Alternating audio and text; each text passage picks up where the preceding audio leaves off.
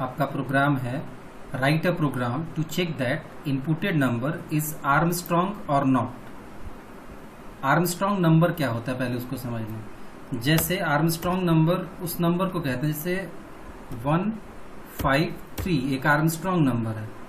यह Armstrong number क्यों है? क्योंकि 1 का क्यूब अगर निकालें तो कितना होगा? 1 का क्यूब होगा 1 ही।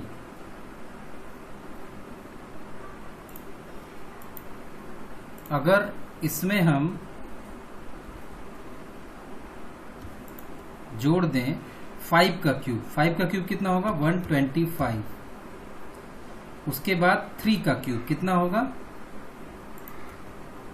27। अब अगर आप इन सबको जोड़ें, एक 1 प्लस 125 प्लस 27, तो ये 153 होगा।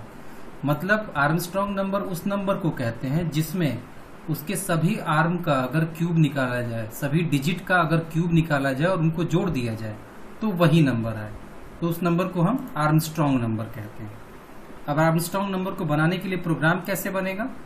आपको 4 वेरिएबल की जरूरत पड़ेगी, ए बी सी डी। जैसे ये प्रोग्राम है आपका, आपने कहा प्रिंट एफ इंटर नंबर, ये आपके स्क्रीन पर लिख के आएगा। आपने कहा स्कैनर %d %a, ए के अंदर नंबर इनपुट करिए। मान लीजिए आपने इनपुट किया 153, मान लेते 153 ही इनपुट किया। पहले देख लें आर्मस्ट्रॉन्ग होता है तो क्या करता है।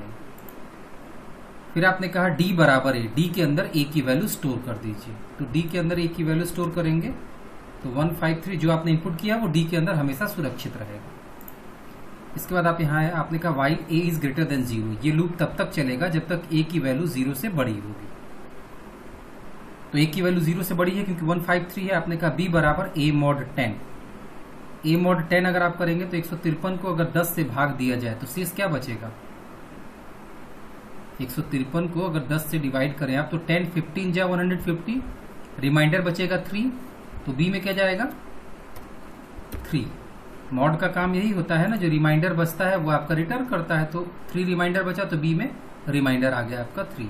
आपने कहा सी बराबर सी प्लस, सी में समय 0 है, सी प्लस बी में क्या है? 3। 3 into 3 into 3, 3 into 3 9, 9 into 3 27, 27 plus 0 0। सी में क्या जाएगा? 27। सी में नई वैल्यू जाएगी 27।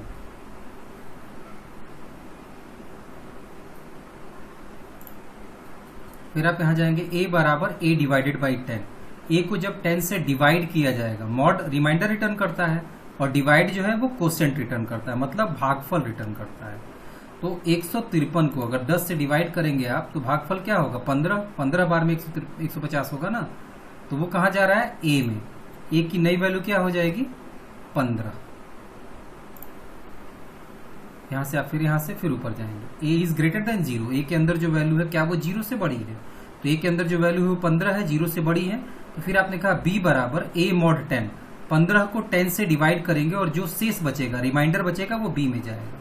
तो 15 को जब 10 से डिवाइड करेंगे तो 10 1 जा 10, रिमाइंडर क्या बचेगा? 5। वो कहां जाएगा? बी में। बी की नई वैल्यू होगी 5। फिर आप नीचे गए, सी बराबर सी प्लस, मतलब 27 प्लस 5 इंटू 5 इंटू 5। बी की वैल्यू 5 है ना, तो 5 5 जा 25, 25 मल्टीप्लाइड बाई 5 125। 125 प्लस सी की वैल्यू क्या है इस समय? 27। 125 प्लस 27 कितना होगा? 125 को अगर 27 से जोड़ें आप, अगर 125 है और इसको अगर आपको 27 से जोड़ना है तो क्या आएगा?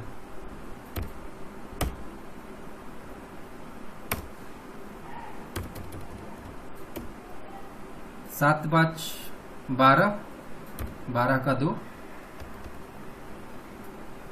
5 और 1, अगर दोनों को जोड़ेंगे तो कितना आएगा? 152। मतलब ये नई वैल्यू कहां जा रही है? 152 जाएगा सी में। तो सी की नई वैल्यू हो जाएगी 152।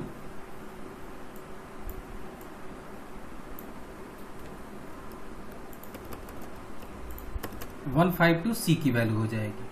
उसके बाद फिर आपने क्या कहा, a बराबर a डिवाइडेड बाई 10, a के अंदर जो भी वैल्यू है उसको 10 से डिवाइड करिए। तो a के अंदर वैल्यू क्या है 15, 15 को 10 से डिवाइड करेंगे तो कोसेंट या भागफल क्या आएगा, 10 1 जा 10 होता है तो 1 आएगा। तो आपको क्या मिलेगा, a के अंदर नई वैल्यू क्या हो जाएगी 1। फिर आप यहां से ऊपर गए, a is greater than 0, a के अंदर जो वैल्यू है क्या वो 0 से बड़ी है, a के अंदर जो वैल्यू है वो 0 से बड़ी है क्योंकि 1 है वो। तो नीचे जाएंगे आप, b बराबर a मॉड 10, 1 को 10 से मॉडुलस डिवीजन करेंगे। तो ये आपको पहले से पता है कि जब किसी बड़ी संख्या को मॉडुलस डिवीजन करते हैं छोटी संख्या से तो वही संख्या रिटर्न होती है। मतलब 1 को जब 10 से मॉडुलस करेंगे आप तो 1 ही रिटर्न होगा। अगर 10 को 20 से करेंगे तो 10 रिटर्न होगा। अगर 50 को 60 से करेंगे तो 50 रिटर्न होगा। छोटी संख्या को जब बड़ी संख्या से मॉडुलस डिवीजन आप करते हैं तो वही संख्या रिटर्न होती है क्योंकि मॉड निकाला नहीं जा सकता उसका। तो आपका बी में क्या आएगा 1, बी की नई वैल्यू होगी आपके 1। फिर उसके नीचे गया आपने कहा सी बराबर सी प्लस, सी में क्या है 152, 152 प्लस बी में क्या है समय 1, 1 इंटू 1 इंटू 1, 1 ही होगा। तो यहां से 1 मिला आपको और यहां पर 152, 152 प्लस 1 153, सी में नई वैल्यू क्या जाएगी 153, सी के अंदर नई वैल्यू जाएगी 153। तो अब आप देख रहे हैं इसमें वही नंबर है जो आपने इनपुट किया था। फिर यहां गए आप a बराबर a डिवाइडेड बाई 10, अब 1 को जब 10 से डिवाइड करेंगे आप तो 0 पॉइंट कुछ आएगा। तो दशमलव के बाद की संख्या लेनी नहीं है आपको, दशमलव के पहले इंटीजर में क्या बचा है 0, वो आएगा a के अंदर। a की नई वैल्यू होगी आपकी 0। अब क्लोजिंग ब्रेस से आप ऊपर जाएंगे, चेक करेंगे while a is greater than 0, a के अंदर जो वैल्यू है क्या वो 0 से बड़ी है। तो a के अंदर 0 आ गया है, 0 से बड़ी तो है नहीं, तो ये लूप टर्मिनेट होगा, आप क्लोजिंग ब्रेस के नीचे आएंगे। अब जब आप इस लूप को खत्म करेंगे तो डी के अंदर सी के अंदर वही नंबर होगा जो आपने इनपुट किया था, जो मतलब ए में इनपुट किया था वही नंबर सी में होगा। और जो नंबर आपने ए में इनपुट किया था उसको डी में स्टोर करा के आपने रख लिया था। क्यों रख लिया था, क्योंकि ए इस लूप के चलने की वजह से 0 हो जाएगा। तो जो वास्तविक वैल्यू आपने इनपुट की थी वो सुरक्षित रखने के लिए आपने डी नाम के वेरिएबल का इस्तेमाल किया है। तो ए की वैल्यू डी के अंदर सुरक्षित होगी और उसका जो आर्म आपने गुणा करके सारे डिजिट का गुणा कर क्यूब निकाल करके जो जोड़ किया है, सम लिया है, वो सी के अंदर है। सारे डिजिट का सम, सारे डिजिट का क्यूब निकालने के बाद जो सम आया है वो सी के अंदर है। तो अगर डी के अंदर की वैल्यू सी के बराबर होती है, इसका मतलब डिजिट के क्यूब का सम और जो नंबर आपने इनपुट किया वो दोनों बराबर है। और अगर दोनों बराबर हैं इसका मतलब ये एक आर्मस्ट्रॉन्ग नंबर है, और अगर बराबर नहीं है तो ये आर्मस्ट्रॉन्ग नंबर नहीं है। तो आपने कहा if C equals to D, C के अंदर जो वैल्यू है क्या वो डी के बराबर है। तो सी के अंदर जो वैल्यू 153 है और डी के अंदर क्या है 153 बराबर है, तो आप कहेंगे प्रिंट एफ आर्मस्ट्रॉन्ग नंबर। आपकी स्क्रीन पर आर्मस्ट्रॉन्ग नंबर प्रिंट होगा। इसे रन कराते हैं, Alt F9, कंट्रोल F9। आपने इनपुट किया 123, इंटर किया आपने नॉट आर्मस्ट्रॉन्ग नंबर।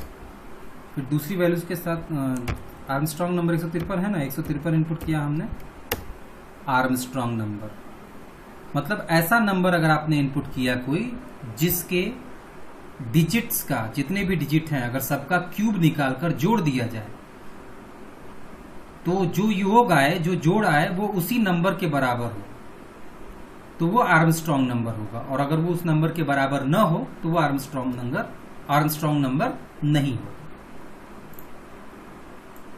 इसको ड्राई रन जरूर कराइएगा। Thank you.